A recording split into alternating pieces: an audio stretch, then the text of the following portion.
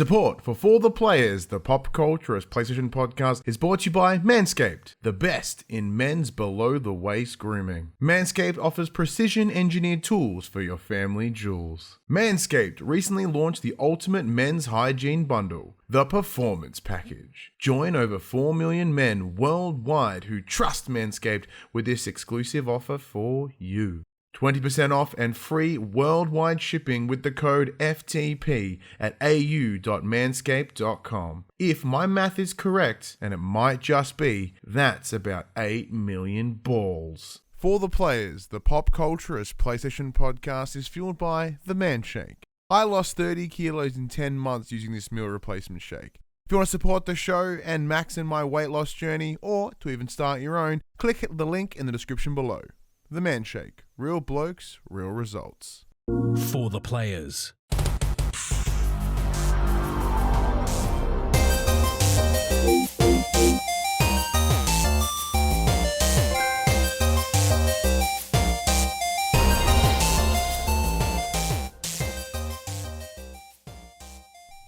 I'm Ryan Betson. I'm Max Cooper. And this is For the Players, the pop culturist PlayStation podcast with over 40 years of playing PlayStation and near on 10 years in that game's media combined. I want to thank you for joining us in this PlayStation conversation. This PlayStation conversation happens every Monday morning at 8 a.m. on podcast services, including Apple Podcasts and Spotify, and 9 a.m. on those YouTubes. If you'd like to take part in future conversations with us, come and check out our socials. Facebook, Discord, Instagram, and Twitter. All of those links can be found in the description below. If you want to join the conversation as it happens, head over to twitch.tv/thepopcultures, where you can watch us record this show live, where you can jump in the chat and become part of the show. If you want to support the show, you can. Tell your friends, tell your family about this PlayStation pod. If you are listening to us on podcast services, be sure to give us a 5-star rating and a written review, which you can now do on Spotify. If you are watching us on YouTube, be sure to like, subscribe, leave a comment below. I endeavor to answer every single comment. And if you want to support us financially, you can at patreon.com/thepopculturist, while our merchandise store, bookshop, where you can buy shirts, other assorted shit with our logos on it, or you can help support the brands to help support us, just like Manscaped, using the code FTP at au.manscaped.com, which will save you 20% off your order and free worldwide shipping. But we'll get to that a little bit later. How are you, Max? Yeah, pretty good. Better than last weekend. Yeah, so for those playing at home, Max was off last week with pains in the butts. He had the gastros, and he died internally for a little while. Wasn't fun. No, so have you recovered from that? Yeah, so I pretty much had recovered by Sunday evening. Went back into work as usual Monday. Yeah, it's been all right. Not too shabby. Although I now have a runny nose, so yeah, I was going to say, like you're now leaking from a different part of your body, the upper half rather than the lower half. So it's a win.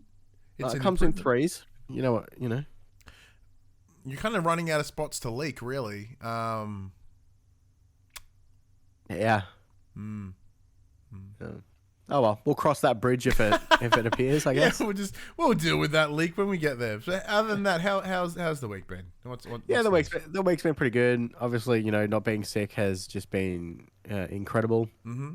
As you alluded to earlier, my mum's come down for the week. So she came down back end of last week. She'll be here all this week, which is awesome because I don't get to see her very often, and it now allows me to sleep in every day because there's someone to watch my kid in the morning when my wife goes to work. And it's one of those. It's one of those things. Nana K is like, no, I have no beef with looking after the kid. She'd be more than happy to put nan duties on. So it's a big win for everybody involved. How's your work been? My work has been pretty crazy. Just as it continues to be each and every week. Just more of the same, really. I was up in Colac this week. I was at the Colac Gamer, which was fun. I think I talked about this last week as well. The new site is pretty much going ahead. It's going to take a couple of weeks to get there. Apparently, negotiations or whatever is going to take like fucking 8 weeks or something stupid. Like, how long does it say that? Yeah, we'll take it and make it better. That's whatever. Other than that, yeah, it's been not too bad. Week's been pretty good. Caught up with Craig, friend of the show, The Mullet Show. He and I watched some wrestling together, which was as fun as always. We're trying to make that a weekly thing. We catch up every Thursday evening to watch AEW Dynamite. Because something we used to do in the first lockdowns, we would watch it all together, and then as things started back opening, we started drifting away from the Discord streaming, watching stuff together. Mostly because, well, we didn't have to sit behind a screen anymore. So if we can avoid sitting behind a screen, we would do it. And it's like, oh, but we're not watching wrestling together, or we're not watching stuff together. What can we do? Like, well, let's just do it in person. It's the exact same thing. Like, let's just hang out and do it that way. Like, there's nothing to say we can't keep watching the wrestling together. We just have to slightly alter how we do it. And, you know, post lockdowns, the main thing you want to do is see people. And with Craig working from home, he's like, I need a reason to get out of the house because I am going insane if I stay in here all day, every day. I'm like, Then there's your answer. Yeah, come out here. Saying that, it's not as if I spend every other moment behind some other screen, whether it be this one, doing my work screen, or behind a screen, playing some games. Now, before we get into what is the title of this episode, which is the Elden Ring, before we get there, Max, you've got a couple other games that you talked about. Now, I talked about it last week with Horizon Forbidden West, and I have some more things to say, but we need to hear what you are thinking. How are you finding Horizon Forbidden West? So I started playing Horizon Forbidden West, obviously last weekend. I started playing it on PlayStation 4 because at the time I was bedridden and the only PlayStation in the bedroom is the PS4. So I was playing it on a stock standard PlayStation 4. Mm-hmm. The game looked stunning. I don't know how they did it. Yep. It looked fantastic. So I played through the first hour or so on that.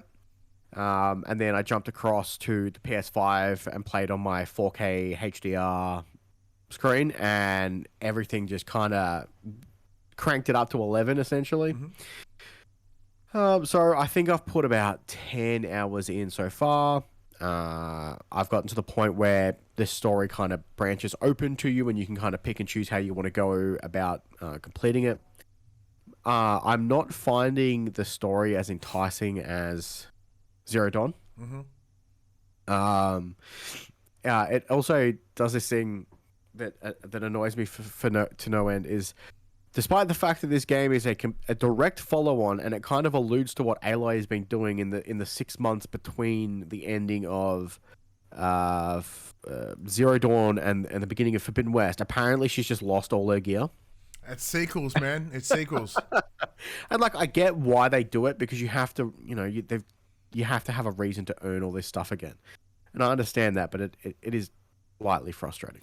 Yeah, well, the big advantage though is that rather than having to go craft them or find them or whatever, they're like, hey, they just start handing them out to you. They kind of do give them out pretty liberally, which is fine. The improved skill tree is fantastic. I've completely maxed out the melee tree essentially, because that's what I like doing. Apparently, I can't shoot in this game. It's just my aim is just absolutely atrocious. I find that I felt like to a certain degree I was kind of being punished for golden pathing this game. I wasn't doing a lot of side quests, and I found myself very quickly becoming really underleveled for the main story. Okay. Now, obviously, the benefit to doing the side quests is almost all of them give you a guaranteed skill point as well as XP, as opposed to in the first game where only a few specific side quests actually gave out skill points. Mm-hmm. Now that makes sense because in the first game there was 50 odd skills. There's now 160 odd skills. So they do need to be more, giving with the skill points. Obviously the leveling system is there to up your HP and all that stuff. I did find that as long as I kept my gear up to date and I was upgrading them on the crafting benches, it didn't matter too much about my level. Mm-hmm. It was purely based, I could kind of outskill the level gap, essentially, which was fine. The combat changes have been really nice. The introduction of combos has been awesome. The gameplay is still as tight as it was in the first game. I'm just not feeling the story as much. I'm not as compelled to go back and play it as what I was with Zero Dawn. Interesting. I don't know if you felt the same way, but I just feel like I don't know if the story is going to be back end strong, and it's just taking a while to get into it. But I definitely found the first game to be way more compelling than what the second one is. Yeah, there's a couple things here with Horizon is. So look, I say that look in terms of the story, I'm with you. Like there are parts where it's kind of not hitting where I thought it was going to be. Like it is a slow trudge, and like even Aloy herself, as you're playing more, you know, she is very like disgruntled and flat and kind of like, you know, and just sort of wanting to do it all by herself. And it's very clear that the main story focus of this game is going to be around community, and you can't do shit by yourself, and you need peers. It's funny because in a lot of these open world games, you generally have like your overarching quest for these open world games are normally like a big life and death situation, which is the case in this game. And normally, as a player, there's a lack of urgency to do that because you're like, hey, I'm going to go build a settlement over here, or hey, I'm going to go rescue this guy's dog.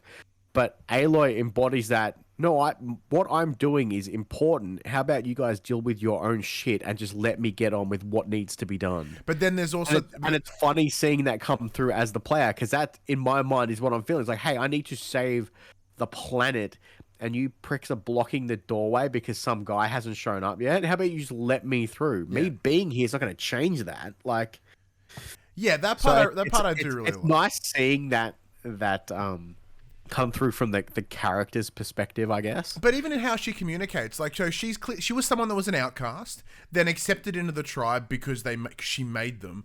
Then she saved everyone. Everyone's like, oh, we want to be best friends with you, Aloy. You're the fucking fan. You're the fucking best. And so she has that disgruntled, like, look, I just saved the world, and now you love me, and like before that you hate, like, fuck off, get out of my way. Like, that's got shit to do. And I do like that because she does have the pressure of literary pressure of the world on her, which is, you know, a big part of it. But what I love about it as well, even the side stories, like the side characters have a lot more to them than they had before. So even if you're like, hey, I'm diverting from the major world events here, there's still enough to go, oh, okay, cool. Well, I'm getting more benefit. I'm getting benefit from doing these side things, whether it be a further understanding of the world, further, you know, understanding the wilds and how they work, just experiencing more machines, whatever it is you need. Like I find the side quests are relevant. And a lot of them are like, go fetch this, kill that, all the same usual nonsense, but that's the same. Yeah. That's mission structures of games. There's not much you can do about that.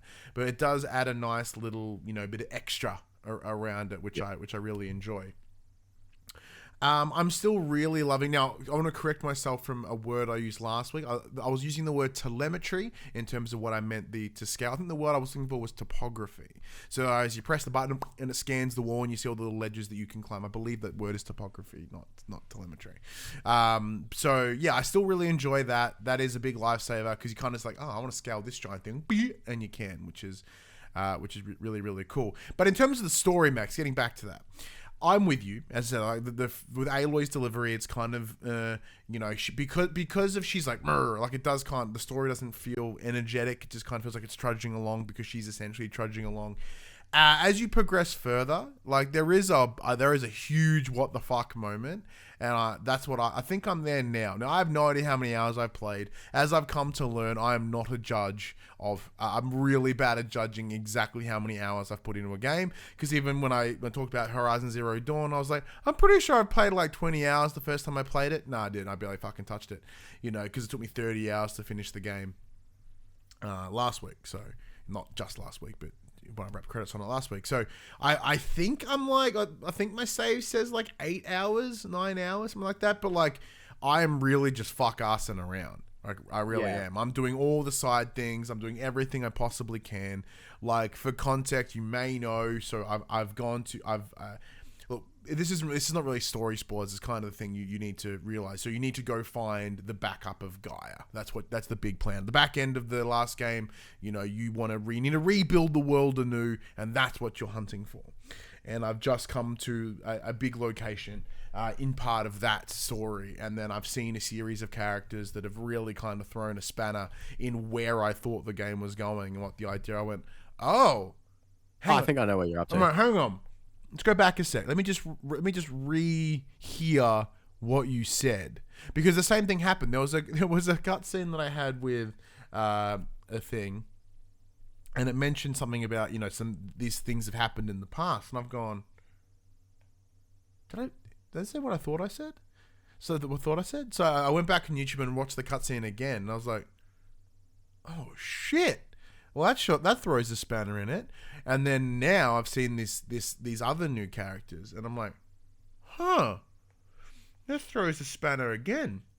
Because, you know, looking at, like, up until this point, you have only seen a lot of characters in the world that have been very, very primitive, very, you know, because, like, wild. Because that's the one thing I was having a discussion with a colleague at work about what I see the tone of the wilds being, of the Forbidden Wilds, Forbidden West, the Forbidden Wilds, is that it's very primitive. And I see that in terms of all the tribes and the way they dress and the weapons that they use, etc., etc., etc. And like, we've always seen that even in the sprinkling of Zero Dawn, like that was the imagery. They're all these sort of tribes. They're really early human life tribes, but with the knowledge of tech and machines. And here you get that even more, like even down to the machine visuals, like we're seeing dinosaurs, we're seeing like just rabid creatures that are really, really angry. And look, I've seen some more now. I've seen that Triceratopy looking thing that I wanted to see. There's one that looks like an Archaeopteryx, which is another cool dinosaur for dino nerds out there. You know, like there's really cool extras to it, and it just has this different energy and different feeling, like as this you know. I don't know. That's what I'm getting out of it anyway. But then these new characters come in which completely put that on its head, and I go, all right. So I think my understanding of what this game is going to say and do has changed. Because once again, not having seen any trailers or anything going into this, just knowing about some rough ideas, I probably could have seen at least some of this coming. But I went, huh. So in a interesting twist, it has got me reconsidering what I thought the game was going. So in terms of me going, the story's not quite there yet, this little tangent or this little like sprinkle of something different makes me go, maybe I read it completely wrong. So like I'm not willing to dismiss the story just yet. Like, you know, when it's sitting at like... That's fair. Like I said, it could be back end heavy and, you know, it could have this massive revelation that I just didn't see coming. But at the moment... I'm finding it less compelling than what Zero Dawn is. Yeah, Zero Dawn was, and I think that's purely because Zero Dawn was setting up the story. This is the middle, and it had to give you the information that it needed to give you to get to where you needed to go. Whereas, yes, this is very much the middle of the story, and it seems to, for me personally, it's kind of just plateaued a bit, and I'm waiting for it to either rise or fall again. See, I'm feeling quite confident that there'll be a third. Look, I having not seen the end of this game, I don't know. But like, I just having a feeling the success of the first one, and the improvements on the second, I'm like, okay, this is 100% getting a third. So this is the Two Towers to the Return of the King. So like, you know, there's some cool shit that'll happen, but it is as you said, it's the middle part of a greater story, and everything will fix itself up in the third, or you know. So it's building without adding some new, but not too much new. We'll wait and see where it goes. But and the gameplay I'm still really enjoying because it's more of Horizon, which is just an expansion on the first. There are some minor things that are great improvements. I like the range of weapons seems to has increased. So previously you would just have kind of like, here's a Kajin bow, here's a warrior bow, but now it's like, hey, here's a Kajin fire bow and frost bow, and like you can really sort of tailor make the weapons to what you're wanting. And then with the minor RPG elements when it comes to the workbenches and upgrading, it's a very simple upgrade tree, very similar to God of War's upgrade actually, which is something I've really noticed. So that's kind of cool. I'm enjoying that. Adds a little bit extra, lets a little bit more oomph to rather than just the weaves as you would use. Yeah, and like I'm and like some of the details that I mentioned, visual challenges that I was facing last week about the HDR being a little bit weird, that seems to have been fixed in the latest patch. It's happening less and less. A couple times where they have this weird halo effect around them and they pop out, but as the game has progressed further, now I can't verify whether it's just me not seeing it now or it has actually improved, but I'm going, oh, okay, cool. The things that I was having problems with at the start of the game in terms of everyone just popping out of the screen and and looking very CG'd in, like, you know, mocapped in or whatever. I've had one really weird texture issue, and it was when I was going through one of the heavily blighted areas that had like this red like fog.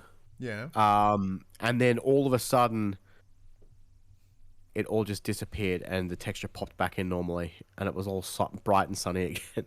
There was no like gradual fade. It just literally just went pop and it all disappeared. Super weird. I think I might have like hit a load point awkwardly because I was like sprinting through on a charger and I think it's just gone, oh crap, it's supposed to be here, and I just tried to rectify it really quickly. It just was really jarring. But other than that, I've had no real issues performance-wise with the game, and that's both running on PS5 and PS4. So how are you finding the new machines, etc.? Are you seeing the oomph to them? Yeah, I honestly haven't seen too many new machines. The ones that I have seen are pretty cool. But for the most part, I kind of deal with them all in the same manner. I run up and smack them as hard as I can until they fall over and then stab them. See, like I go for the full weak points, like suss them out, scan them, try to shoot off their weak points, and then go and stab them. You know, so I pretty much scan them and then I'll sneak up and do a heavy attack, and that will I've got like a 90-something% chance to crit hit, so that just instantly knocks them over, and then I critical strike them because I've maxed out my. Man, you are just going for the hard boost. Yeah. That's like all I do. I just run up and smack him, just knock everything off with my disco stick. I love it. Yeah, excellent. Well, any other thoughts on Horizon before we jump into the next one? I mean, it's just an easy recommend. If you enjoyed the first one, it's more of the same. I'm hoping that the story kind of starts going back up again. Yeah, it's still first impressions. We'll have more to say over the coming weeks. I am very early in still. Yeah, but that's because you've been balancing some over 3 separate games, and the next one is February's Destiny. February's been great. Something you've been really excited for was Destiny's expansion, The Witch Queen. Now that has come into your hands. So how are you finding that? With the launch of Destiny Witch Queen on I think it was the 22nd of Feb, I'd also kicked off the season of The Risen. So this is their new big yearly DLC. It was supposed to come out last year in like September, and then it kind of got pushed into this year, making the last season run for 6 months. It was really awkward. So the big one here is Savathun is the big bad this time. She is one of the Hive witches. She's the brother of Oryx or Crota or something. Family ties to old raid bosses from Destiny 1. And the new big thing here is she has stolen the light. So the thing that makes the Guardian special, the things that allows the Guardians to respawn and use those superpowers that they have, is the light, and she has stolen the light and has given it to her Hive minions.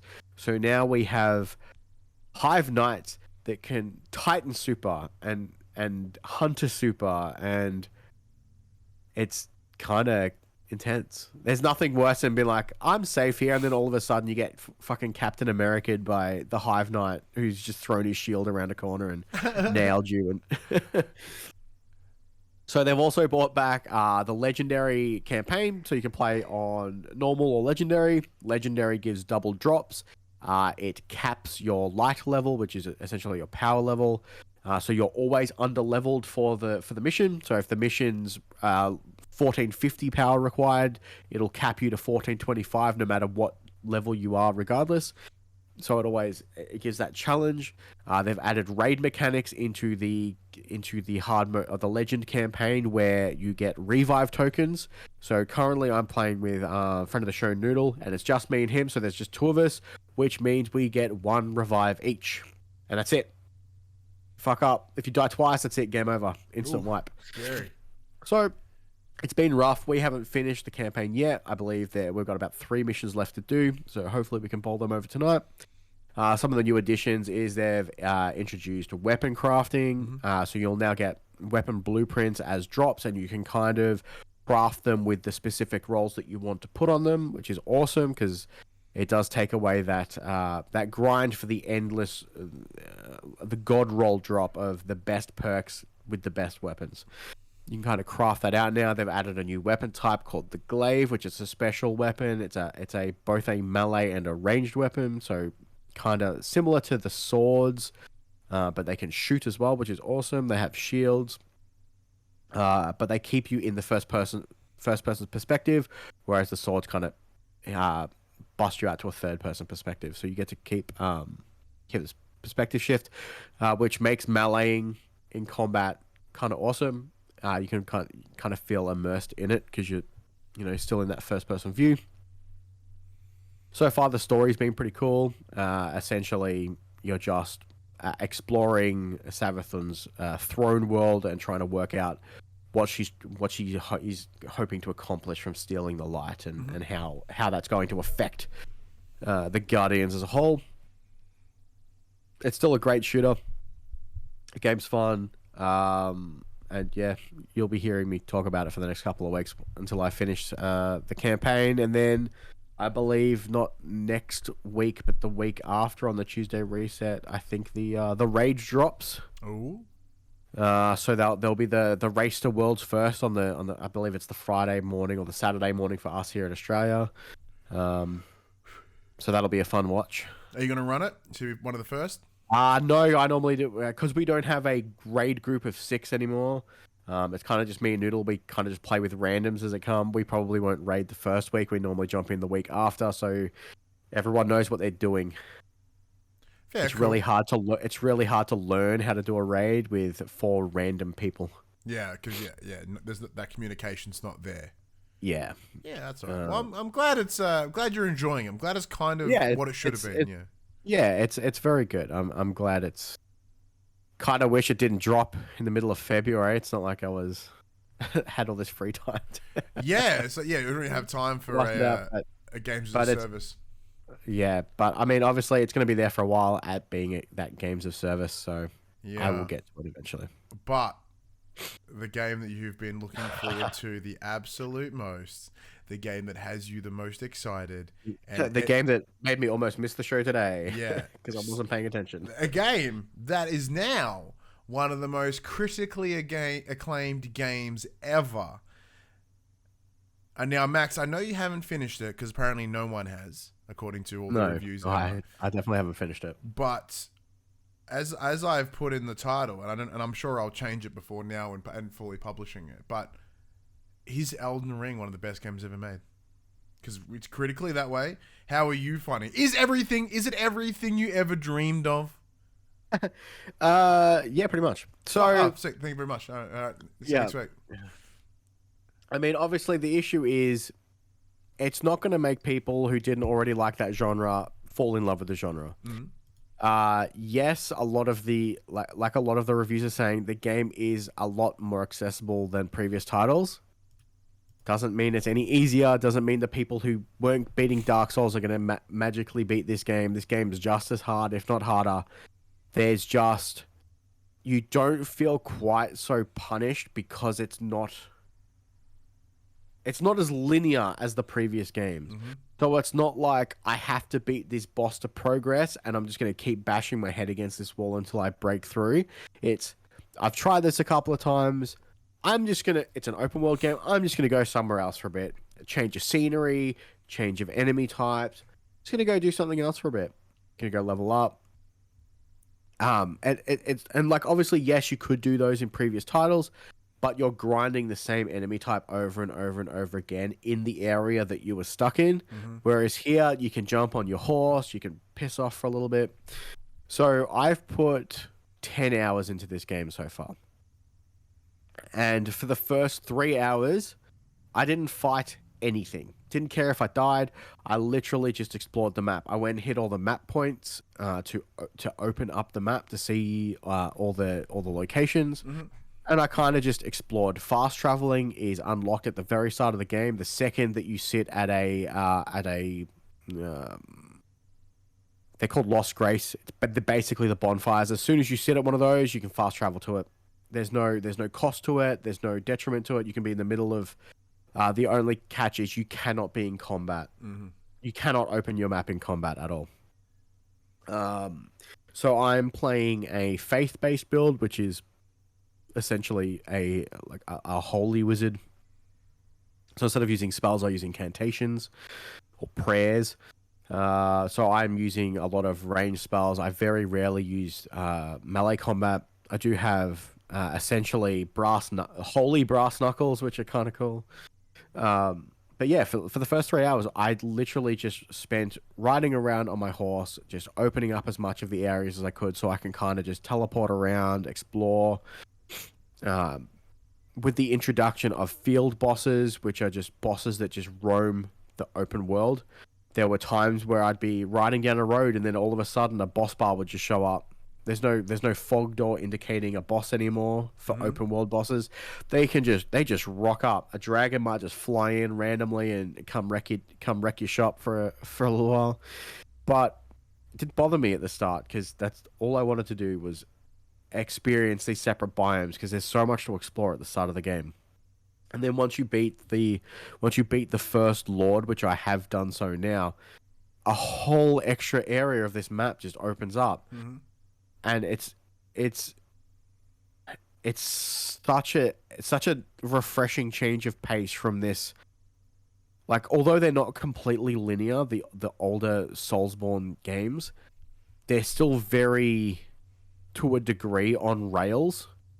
And the benefit of this game is you can kind of, like, you're rewarded for exploring. You find these mini dungeons. You can, if you clear out a mob of enemies in the open world, it's like, hey, you did a good job with this. We're gonna refill your potion flasks so you can keep going further.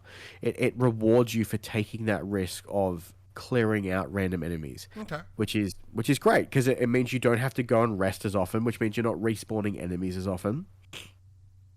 But it's still a Souls game. It works exactly the same way. It still has that same jank of sometimes their weapons will just go through doors and walls and hit you. Shit happens. Is it frustrating? Yeah, really is. But it doesn't feel as punishing as what it used to, because you can just get on your horse and go pick up your souls a lot easier. You can, the traversal in this game, despite it being such a vast open area, at no point have I felt that the world is empty. There's always something to do, whether it be finding more lost grace points to teleport to, finding random ruins with NPCs, or there's random chests that are trapped and will teleport you to random other places on the map. It's just, there's just so much to do and explore that you don't get caught up in that I have to beat this boss to progress. There is always something else you can go and do to help you get to where you need to go. Multiplayer is a lot more accessible. You literally hit the multiplayer item and then everyone's stuff just appears and you can start summoning allies. You can have up to 3. If you don't want to play multiplayer, there are essentially NPC summons where you can summon them at any time. It just costs you your own mana. And there's like 20 odd of those. You collect those by beating side bosses. I've got a Word document open with notes of what all my waypoints mean on my map, because I've got like 10 waypoints on my map at any given time, and it's just like, this boss spawns at checkmark 1. This boss is at checkmark 2. At checkmark 3, there is a NPC that sells better spells that you can't use yet, but make sure you go back later because that's where he is. Because the map is so vast and there's so much on it, you kind of do lose track of where everything is because it doesn't plot it for you. You have to plot it yourself. So, yeah, it's really, I'm enjoying it. But like I said, it's not going to change the mind of the people who aren't enjoying the Soulsborne games as they were.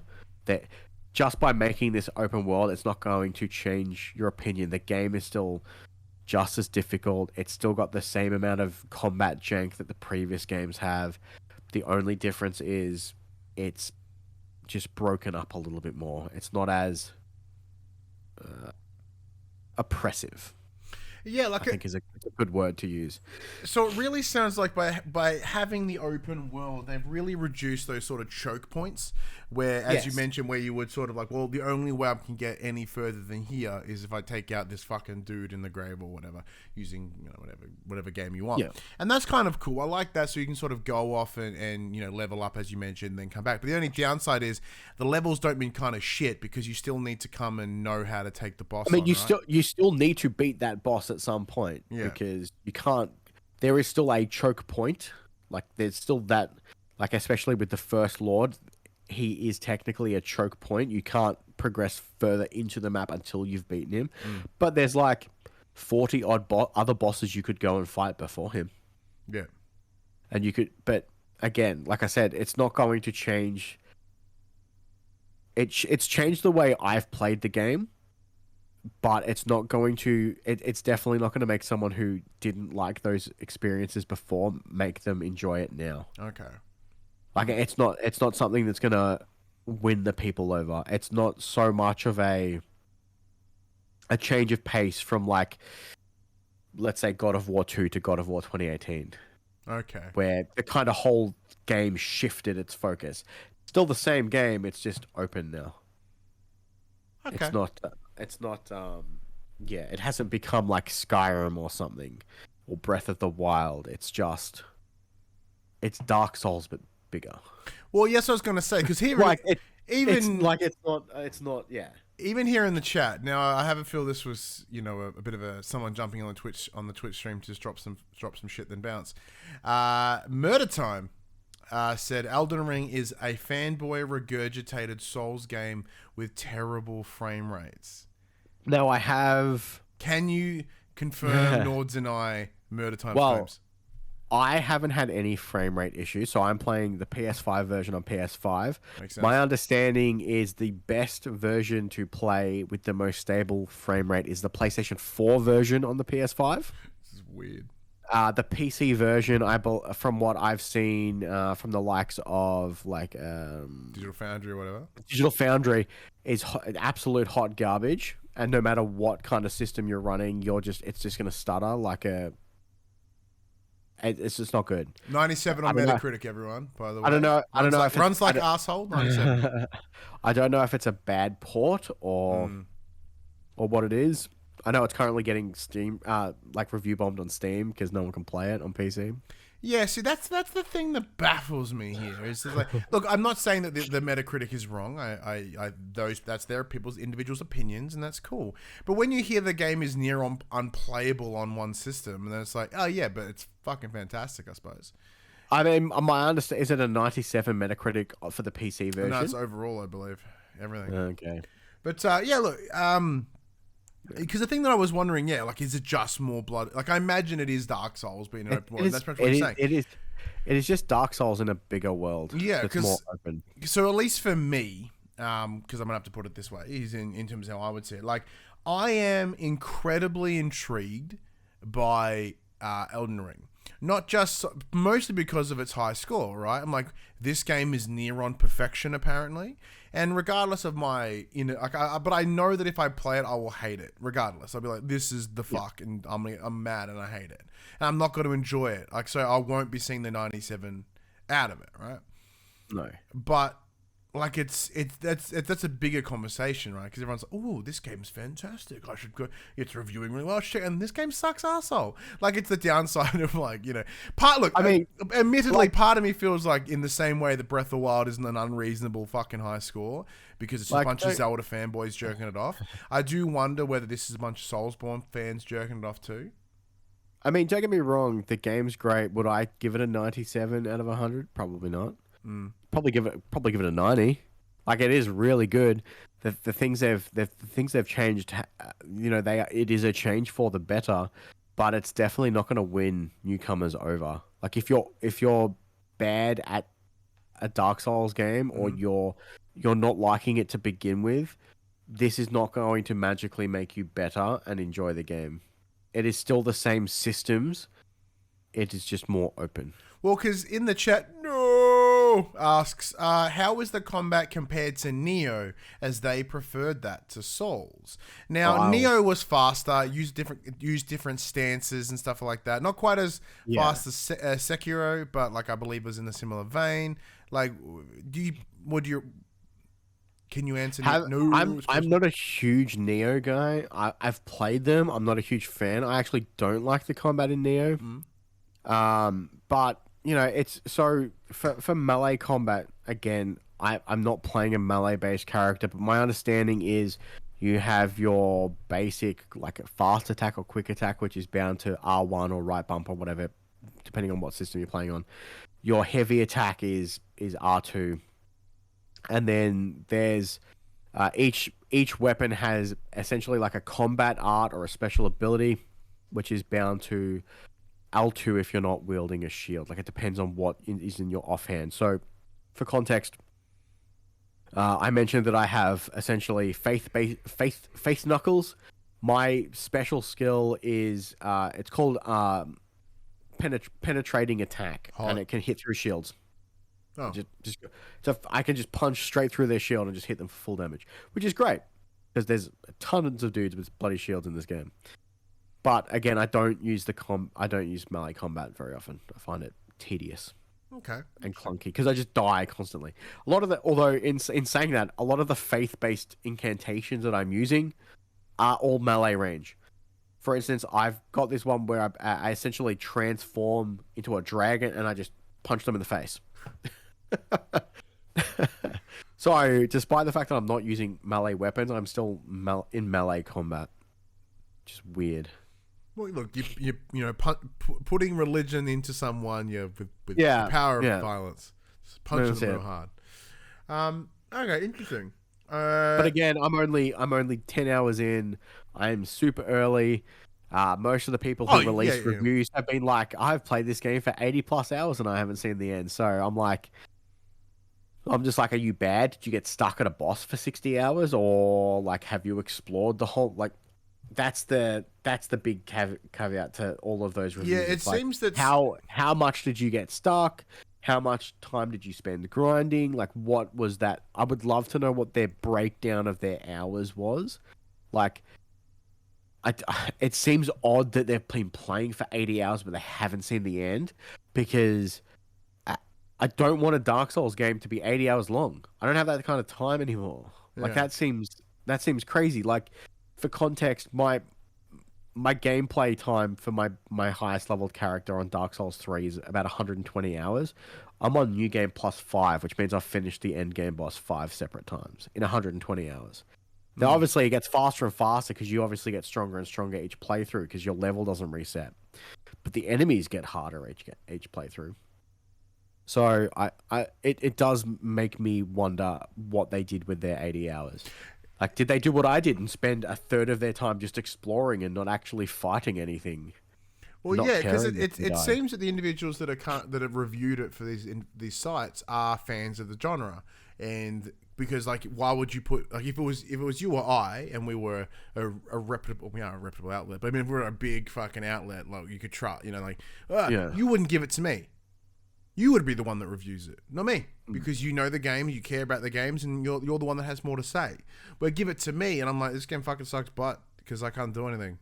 Yeah, like, you know, not that, you know, the difficulty of a game is not, you know, reflective of a bad score, but, like, you know, it clearly seems the individuals that have played it and have been reviewing it are fans of the series, fans of the genre, and that's fine, like, because they are the best people to talk about it in that space. So I imagine when they say they've put 80 hours into it, that's 80 hours of them trying to take every boss out, every this, every that. And I think that's probably where it sits. I don't see it being, it's 80 hours and I spent 60 on the first boss. Yeah. I don't see that being I mean that's the more likely scenario, is that, you know, they've just played it for 80 hours and tried to do as much as they possibly can.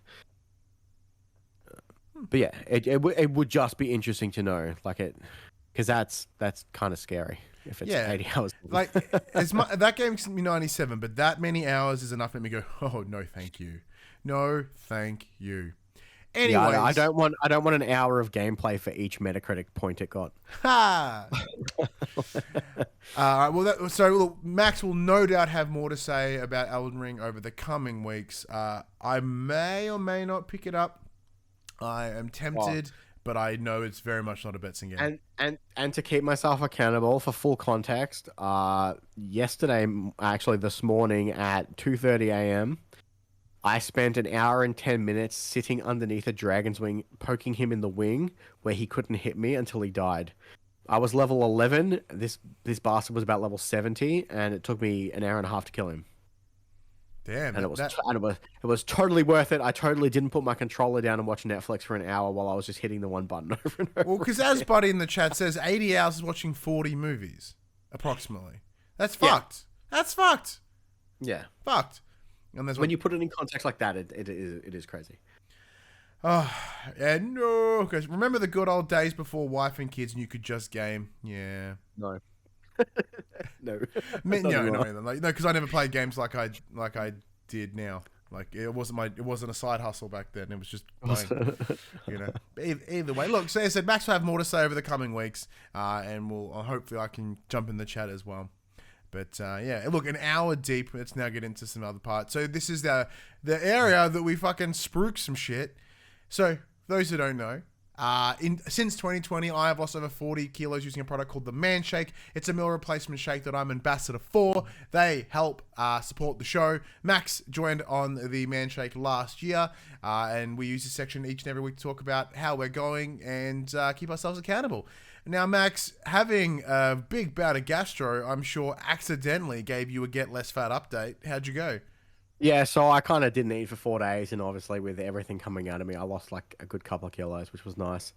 And then Mum came down to visit, and I'm probably gonna put that all back on. Yeah. For instance, today I ate like 3 Dagwood dogs, and like just... there's like constantly chocolate in the fridge now. Easy. We've been doing like a big spring clean, so we went out and got like all these boxes and stuff to like pack up my kids' toy rooms. Everything's sorted, and then all of a sudden at 6:30, it's like, oh shit, it's too late to cook dinner. We'll just order something in. So it's been pretty loosey goosey, the Cooper household this last week. Very nice. Very nice. Considering the fact that none of us ate for like a week because we're all sick. Fun. Yeah. Not too shabby. Not too shabby.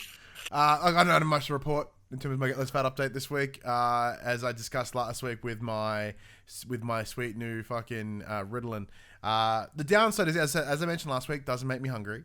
The upside does make you hungry. Downside is when it starts wearing off, the hunger kicks in like a motherfucker, and then you end up sort of like realizing you're not eating all day, and you kind of binge eat for a hot minute, which is not good. But it depends on what I choose to binge eat. Depends on the day, and it's been an interesting ride last week. Some days it's been really good. Some days it's like I'm gonna have a fuck ton of sandwiches. I'm gonna eat some chips. I'm gonna eat some things I shouldn't be eating because I just need whatever my brain's needing that sort of in its face, whatever. But anyway, look, yeah, I'm still thankfully still keeping it the same weight. I'm still 40 kilos down, which is awesome. That hasn't changed, which I'm really happy with. As I said, you're expecting to bounce back up a little bit, but yeah, where would you be at now anyway? Honestly, I don't know. Yeah, I haven't properly weighed myself in quite some time. Yeah, me either. We might have to scoot the Get Less Fat update for a little while because it's just kind of not a priority at the minute. Yeah, I mean, for the last eight or so weeks, probably longer, you've kind of just you reached your goal, and that you're kind of just maintaining it now. Yeah, and that's pretty much what it is. It's just kind of like, you know, I achieved what I wanted to achieve, and now I'm just as I said, maintaining and surviving. And it's just kind of, I'm admittedly, it's not a priority for me anymore. Like I whether correctly or incorrectly, for the last 2 years, I made my weight loss my priority. And yeah, now that I've done it, I'm like, I have other things to worry about. I want to play with my kid. I want to be better at my job. I want to do all these other things. I'm like, that's fuck that. Like you know, Shrove Tuesday's coming up, and I was like, let's do pancakes. Let's have a big fucking pancake feast. And Millie was like, hey, you know that, but that's not your diet. Like, I'm like, fucking cares? I spent so long focusing on it, and I want to just have fun, and I want to have an awesome meal with the two of you. That's, you know, I've been living on shakes and fucking microwave meals for 2 years. Let's go back to living. You know, and if that means I'm gonna have a bunch of pancakes and syrup and chocolate and fruit on it, and who fucking cares? Fucking cares? Because the next day I'll just keep shaking, you know. From all the sugar on your. Yeah, but I'm just buzzing because I don't have much sugar anymore these days. But yeah. Anyways, if you want to start your own weight loss journey or support ours, you can by heading to the link in the description, bit.ly/FTP Manshake. You don't have to buy anything. Just clicking the link helps supports us, supports the show. But one thing that does really help support us is Manscaped.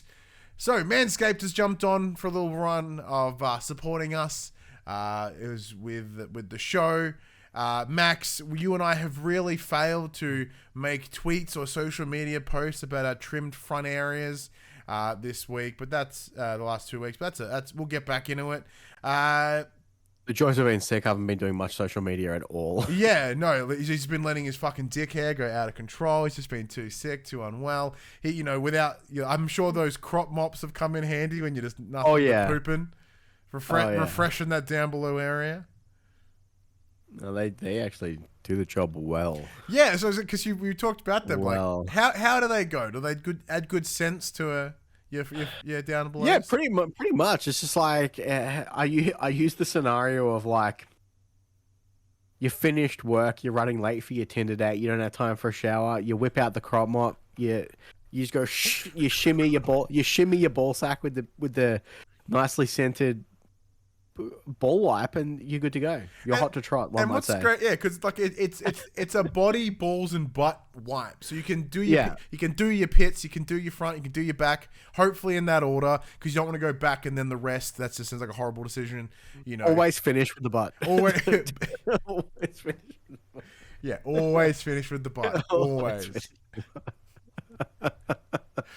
We know which is interesting, but yeah, like look, they can do the job. But look, it is behind me. There it is. There's the Lawnmower 4.0. That's the latest version of their lawnmower. That's their body hair trimmer with the weed whacker, the ball toner, and the spritzer, the creams to make your dick and front area smell nice. But if you want to support the show, you can head over to au.manscaped.com. Buy anything they have to offer. Use the promo code FTP. It'll save yourself a nice 20% off and will also give you free worldwide shipping. By doing so, you help support the show, which is great. Manscaped is one of the biggest companies, the greatest companies in the Down Under region, which is Australia and New Zealand, helping you keep your down under area maintained, I guess. Anyways, go check out the website. Yeah, so they do nicely support us, which is fantastic. I probably should have pressed the button to change the screen. Hang on, let me just do it very quickly. Hang on, here you go. Done. Manscaped down below. Right there. There's all your logos. Go check them out. I still love that logo because it's just a fucking ball sack with wings. It's great. There you go. All right, let's get out of that way. Let's actually get into the news of the show. We call Inform the Players. We tell you about what happened this week in PlayStation. Well, surprising no one, it's a very PlayStation news heavy show today. It's almost like we do a PlayStation show. It's weird. Yeah, almost. Let's kick things off. The PlayStation Plus games have been announced for March. We will be getting Ghost Runner on PlayStation 5, Ghost of Tsushima Legends for PS5 and PS4. So that is just the multiplayer component. You will not get the base game. Ark Survival Evolved on PS4, Team Sonic Racing on PS4. And don't forget, everyone, GTA Online will be launching this month on PS5 for free for PlayStation Plus users for the next 3 months, and it arrives 15th of March. Not a bad month. Unless, of course, it gets fucking delayed again. Yeah, I don't think it will. As it stands now, it should be out within 2 weeks. And from memory, I believe these games will be dropping on the 1st of March. Yeah, so this coming Tuesday. So it's normally the first Tuesday of every month, so that'll be in a couple of days from now. So tomorrow, the day this goes live. I've always wanted to check out Ghost Runner. It looked really fucking cool. Super multiplayer focused month. Ghost of Tsushima Legends multiplayer, Ark Survival Evolved multiplayer. For the most part, I mean, you can play it single player, but Team Sonic Racing again can be played single player, but multiplayer game. GTA Online multiplayer game. I mean, Ghost Runner's cool. Yeah, because if it's the one I'm thinking of, it's like you have like a ninja sword. It's like Mirror's Edge with a katana. It looks pretty cool. Like it's like a super fun speedrunning game. Yeah, it looks kind of gnarly. The Ghost of Tsushima Legends, I thought that was free already. Wasn't that free if you owned the base game? I think it's like $10.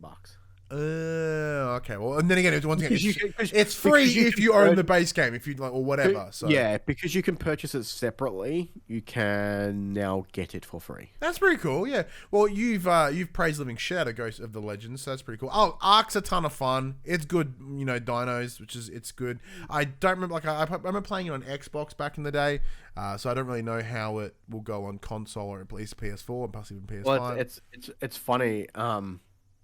I'm pretty sure this month, the big honkin' version of Ark with all its expansions is coming to Games Pass. Oh, there you go. The only downside I have with Ark is that it is that perpetual online. So, like, if you make a budget, your meat will expire and that sort of crap. And so, I'd hate to go back to my my character on my Xbox because I imagine he's very dead. Yeah, may have starved. Yeah, and Team Sony Probably lost a lot of weight though. But look, one thing that I'm just gonna, because it's a quiet week, Max. We'll just pass it. So one of the things we talked about a couple of weeks ago was this new version of PlayStation Plus. It was called. The rumored name was Spartacus. The idea of a tiered system that would provide a different string of things for you. And it appears that more details have emerged regarding this update, and that is apparently, quote, pretty close to actually launching. So news came from Jeff Grubb, who was speaking as part of his Giant Bomb show, and this was reported by and transcribed by VGC, Video Games Chronicle. So according to the scribe, he's obtained new information which tallies with a report first shared by Bloomberg's Jason Schreier, although the specific details are still quite vague. The idea is that, as we've heard before, it will be allegedly 3 tiers, but they have names now. There is the Essential, which is $10 US a month, Extra, which is $13 US a month, and Premium, which is $16 US per month. So about $22 for the Premium a month, Australian dollars. In a case of the Premium, that's actually more expensive than Xbox Game Pass Ultimate in the US. So Grubb suggests that Premium sounds a lot like EA Play, which trials, quote, with full game trials, classic games in quotations, and streaming functionality. So it's unclear how many trials you'll get. Presumably it'll be a curated selection rather than entirety of the PS Store's library, and what those classic games will be. You also get a catalog of downloadable titles, which will be included with the extra option. So very similar to what PS Now was. There were some, downloadable PS4 titles. This is assumed will extend to anything currently downloadable on PS Now. There you go. So over 250 to 300 games or something like that, he says. A significantly larger PS Plus collection then. It's worth noting that there'll be no streaming functionality in the extra tier. That is reserved only for the premium tier. And then there's the Essential plan, which Grubb claims is PS Plus, quote, just like you know it today, end quote, with monthly games and discounts. So there's no word of whether there will be an annual subscription option in any of these tiers. There's no mention of the availability of first-party games at launch. And of course, Sony has yet to say anything that is mentioned that this is going to be a thing. Has your thoughts changed on this, Max? No. If this is close to what it's going to be, and the fact that they're going to be charging more than what Games Pass Ultimate is, I don't think it's good value for money. Yeah, look, I'm going to agree with you there. Like, this is that one catch, right? Games Pass is such a good value proposition for the customer. I still argue about how it works from a business perspective, from a back end, but that's not up to me. It probably costs Microsoft a fortune, but it is good for the consumer. And at the end of the day, from a consumer's point of view, that's all that really matters. Yeah, in terms of because you are providing a service to the customer, and that is where the things are. Now, I look at this and I go, I'm in a similar vein to you, really. Yeah. But oh, sorry, go ahead. So, as cool as Essential $10 a month, if they take away that annualized being able to annually subscribe, then we're essentially losing money because it's cheaper to buy 12 months than it is to pay for 12 separate months. Yeah, so right now it is about $9.95 Australian per month, or $79 or on a regular price for a year. Most of the time it drops down to $59 for the entire year, which is when I normally pick it up. It just seems very, and obviously they're never going to beat Games Pass because I don't think they will ever drop first party titles day and date. They will not. I don't. So see what they're asking you to pay is they're asking you to pay more money for essentially less quality content than what their competitor is providing. Now, obviously, you can argue that Xbox first party games do not have they're not as good as PlayStation first party games, and it's a valid argument. But at least you're getting them. Like, you know, if I've got the choice of playing, let's say, Halo day one versus I can play The Last of Us Part 1 now. I can just download it whenever I want because it's part of PlayStation Now. Yeah. It's like, it's not the same. It's like although the quality of game is higher, you're getting old content. And I'm one of those, I don't get the, like, I understand people wanting backwards compatibility, but I'm one of those people who's like, it's not for me. I don't tend to go back and replay things once I'm done. Mm-hmm. There's generally, for me, a finality to it. It's like, sometimes, you know, on rare occasions, I will go back and play things again, but normally they're games that have, you know, different build paths, or they're not story-focused single-player games, which is what Sony makes. Yeah. It's not like I can go back and play Uncharted 4 a different way. Yeah. So look, I'm with you in a couple of different ways here. I completely agree. I am confident that we will never see Sony's first party's day and date. I believe that is the complete opposite of what Sony would ever want to do, and I think that is because their value, their worth is just so much greater than what Microsoft have delivered. And admittedly, looking at this as being me, I guess pessimistic, this is no fanboy in me, but because of the nature of the service and the way it's been delivered, I kind of don't foresee the quality of Microsoft's first parties getting better. You know, I think Halo was an improvement, yeah, sure, but apparently it's dying off already, which is a bummer in terms of the multiplayer. And like, look, this is all me being pessimistic. It's just looking at the past and replicating it into the future. This is excluding Bethesda because they are their own entity or whatever. So I'm not putting them in the first party.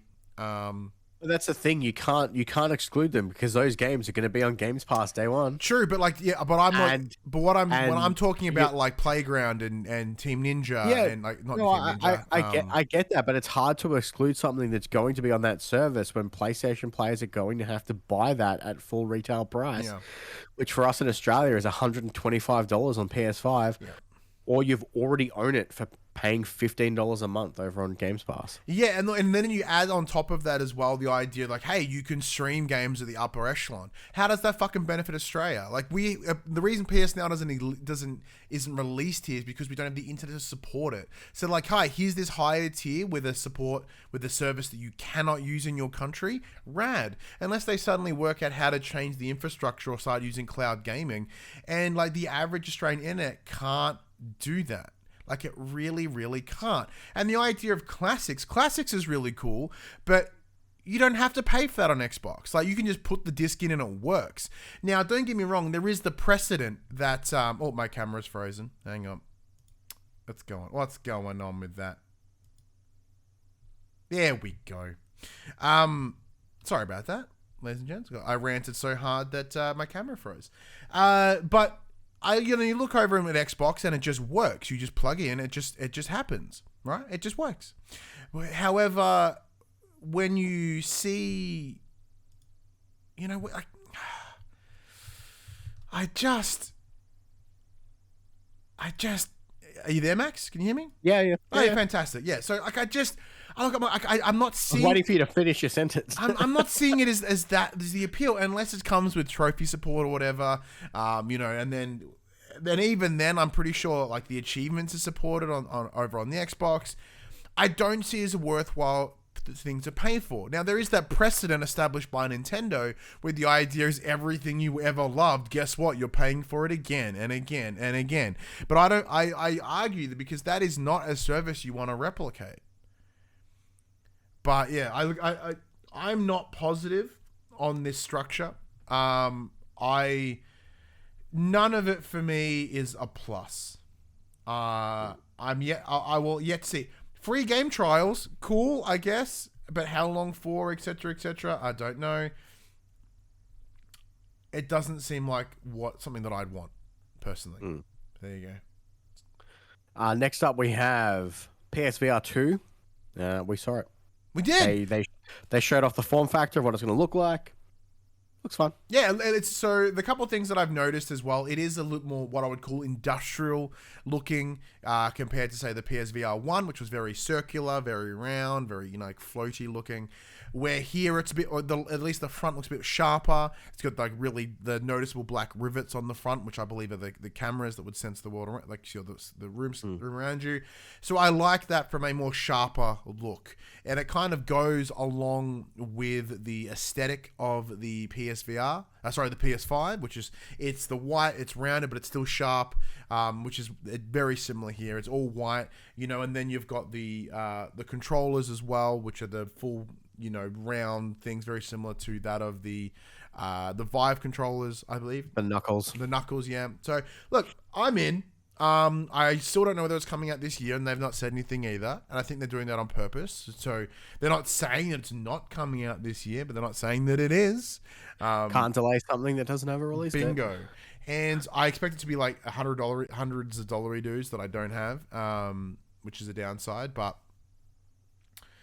yeah, I'm intrigued in it. But once again, it's not until we see more games. They've shown that there is still the cable, and it is still just the one cable coming out of it, but there's no mention of a breakout box, which is fantastic. One of the reasons I fucking hate PSVR is because of the breakout box. Look, I'm into it. I'm excited. And I imagine, look, one thing will happen when it's ready to go. We will get a big state of play about it, but that's not for yonks away. However, Max, it looks as if there may be another state of play coming soon. So with the release of Gran Turismo 7 next week, because that fucking came out fast, Sony will have effectively emptied its release slate.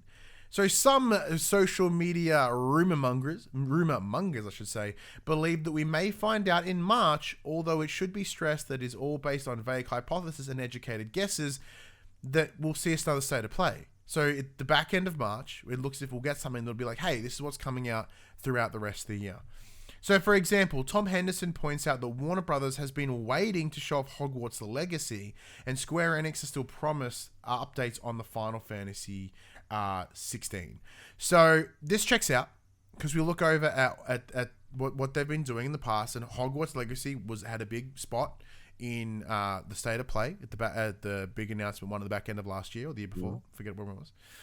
Final Fantasy 16, we presume, is a console exclusive, as are the deals that Square Enix have made with PlayStation. We assume that at least Hogwarts is coming out the back end of this year, and between March and what we can safely say is Q4, probably October, for God of War Ragnarok, it is empty. It is barren. They need to do something. Now, if Sony are really good at doing something, and that is burying something that just came out with something new. So, Horizon Forbidden West, cool. Here's Gran Turismo 7 2 weeks later. Gran Turismo 7's releasing, guess what? Don't fucking worry about it. There's a state of play next week with about more things that are coming out. So rather than give something room to breathe, they go, let's bury it with some more news but something that's coming out. Here's Concrete Genie. Fuck that. Here's PS5 news. Do you think there's anything to the back end of March having a state of play? I think there is.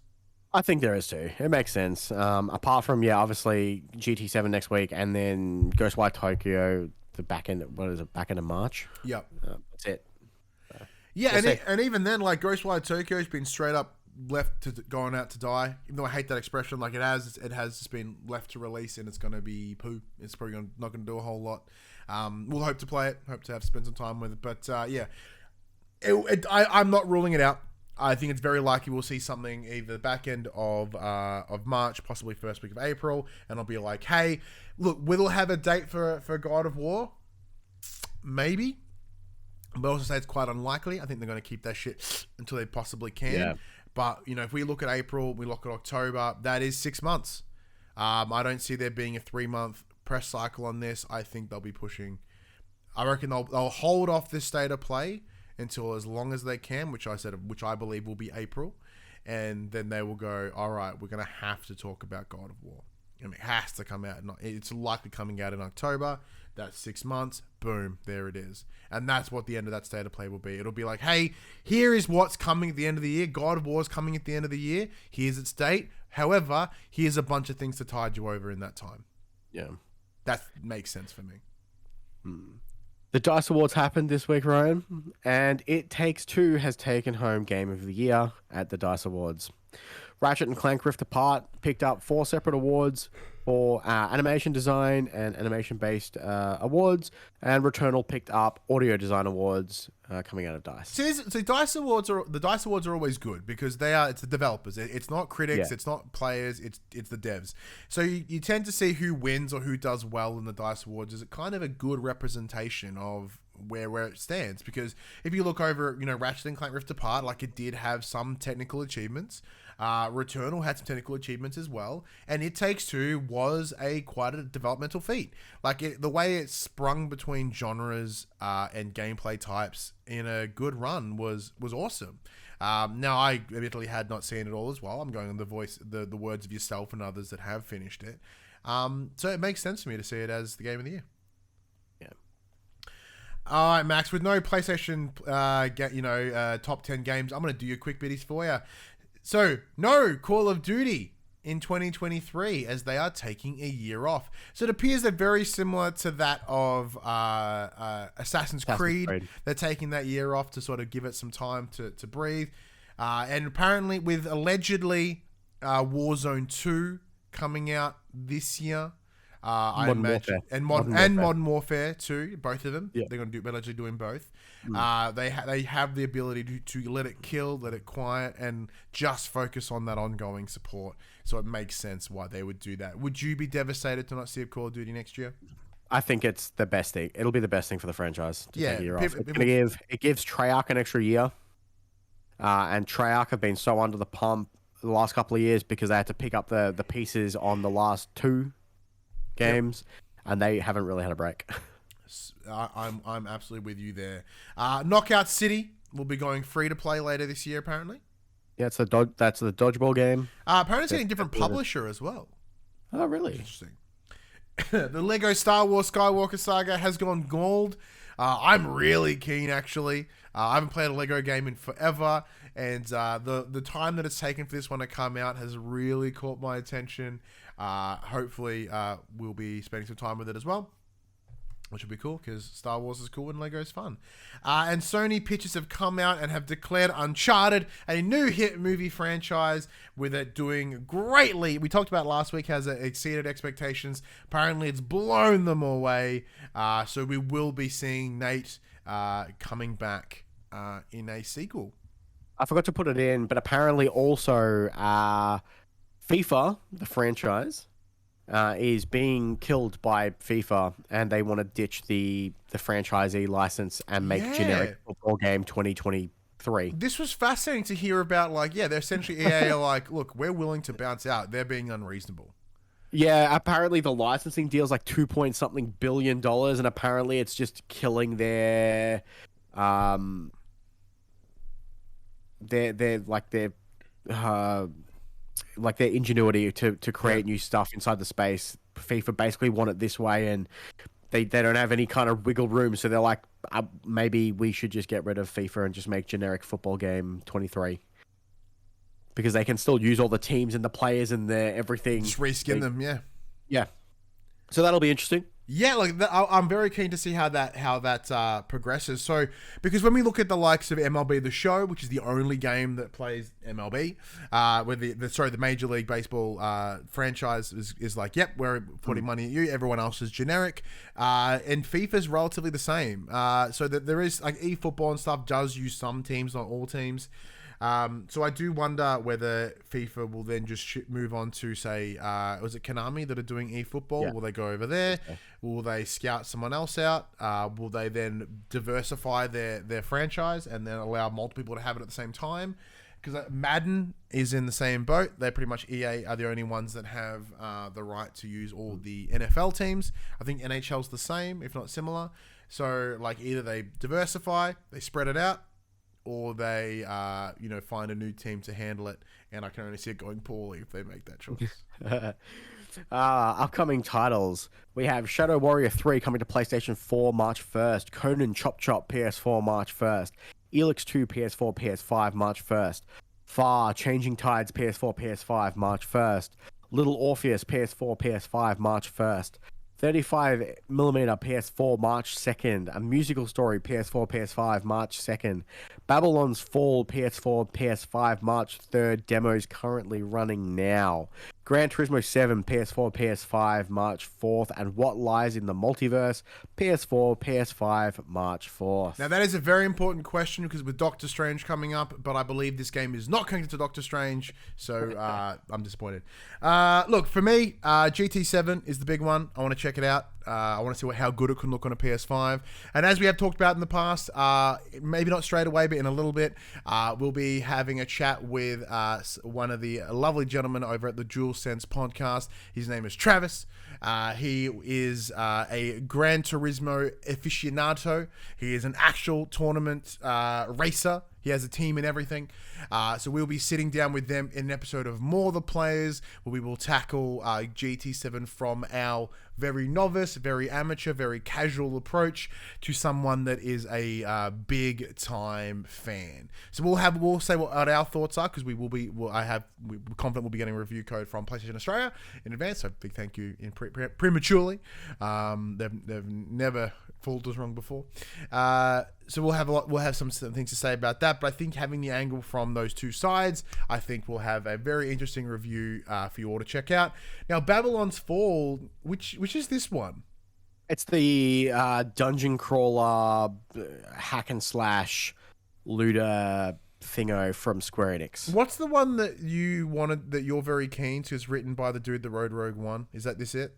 No, that's Forspoken. Oh, okay. I get them two mixed up, I guess. May. Yeah, okay, cool. Oh, then I have no memory of this fucking game. The Babylon's Fall is kind of like Godfall from what I can kind of see. Well, that is only not a good thing. We'll see. Yeah, we'll see how that goes. There's a beta running now. They've announced that their season pass or their battle pass for season 1 will be free, which is always, a good sign. The beta progress will roll over to the launch of the game, is my understanding. I could be wrong. And yeah, it launches next week. Interesting. Anyway, cool. Yeah. There you go. That brings us to the end of the show. Thank you, everyone, for joining us. It's always nice to have you. And as I say each and every week, one of the greatest things you can do to someone is give you your time. And you have done that. You have given us your time to listen to this show, and we greatly appreciate it. We will always be thankful for you taking up time to listen to us bullshit about PlayStation. Max, send us home. Well, ladies and gentlemen, this PlayStation conversation happens every Monday morning at 8 a.m. on podcast services, including Apple Podcasts and Spotify, and 9 a.m. on those YouTubes. If you'd like to take part in future conversations with us, come and check out our socials. Facebook, Discord, Instagram, and Twitter. All of those links can be found in the description below. If you want to join us as the conversation happens, head over to twitch.tv/thepopculturist, where you can watch us record this show live, where you can jump in the chat and become part of the show. If you want to support the show, you can. Tell your friends, tell your family about this PlayStation pod. If you are listening to us on podcast services, be sure to give us a 5-star rating and a written review, which you can now do on Spotify. If you are listening to us on YouTube, be sure to like, subscribe, leave a comment below. I endeavor to answer every single comment. If you want to support us financially, you can at patreon.com/thepopculturist, our merchandise store, popculturist.com/shop, where you can buy shirts and other sort of shit with our logos on it. And of course, you can help support the brands that support us. That includes The Manshake and of course, Manscaped. If you head over to au.manscaped.com, where if you use the promo code FTP, you save yourself 20% off and get free worldwide shipping. Go check it out. But until next week, I'm Ryan Betson. I'm Max Cooper. And that was for the players.